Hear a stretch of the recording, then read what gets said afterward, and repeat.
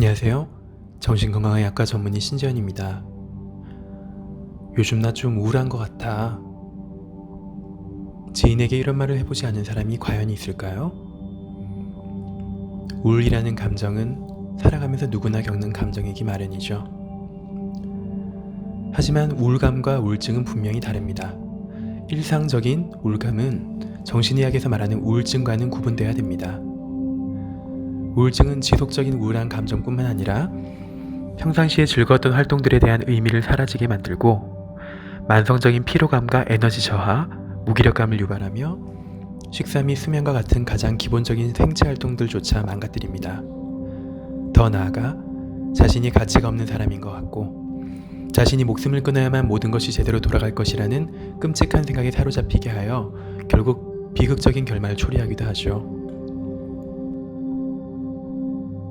우울증 치료를 망설이는 이들에게서 다음과 같은 특징적인 생각의 유형들이 발견되곤 합니다. 첫 번째, 내가 우울증이 아니길 바란다. 자신의 삶이 우울증의 늪에 조금씩 빠져들어가고 있지만 대부분의 사람들은 나는 아니겠지, 이러다 말겠지 라는 생각을 합니다. 물론 일상적인 우울감의 수준이라면 시간이 지남에 따라 기분의 물결은 점차 잠잠해지기 마련이죠. 하지만 마음을 휘감아버리는 깊고 높은 우울증의 파도는 시간이 지나면서 사라지기보다는 적절한 치료를 받지 않으면 더 거세게 격렬하게 몰아치는 경우가 많아요. 골든타임을 놓쳐버린 우울증은 만성적인 우울감과 무기력감을 유발하며 일상생활과 대인관계, 사회생활 등 삶의 전반적인 영역을 무너뜨릴 정도로 굉장히 파괴적입니다. 두 번째, 어디서부터 손을 대야 할지 막막하다. 초기의 우울증이라면 인지행동 치료나 대인관계 치료 등의 근거가 입증된 심리치료만으로도 도움을 받을 수가 있어요. 혹은 불면이나 초조함과 같은 증상들에 있어 소량의 약물 치료가 도움이 될 수도 있습니다. 정도가 심한 우울증이라면 항우울제를 이용한 약물 치료를 기본으로 여러 효과적인 심리치료를 병합하기도 하고요.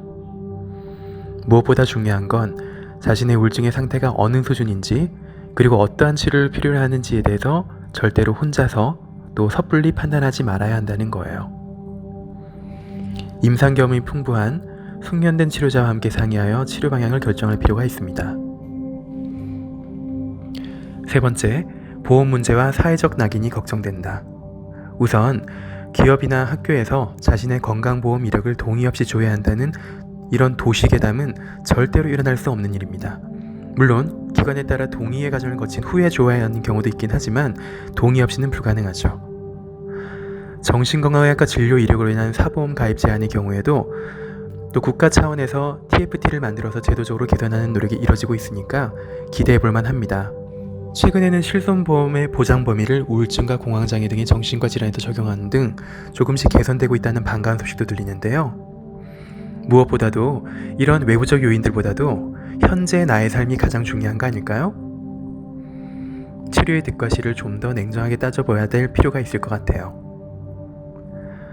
우울증으로 고통받는 이들에게 보이는 역설적인 현상은 대개 자신의 우울증이 심한 수준임을 누구보다도 뒤늦게 알게 된다는 겁니다. 분명 정신건강의학과의 문을 두드리기가 절대 쉽지만은 않아요. 하지만 이 말 한마디만 꼭 기억하시기 바랍니다.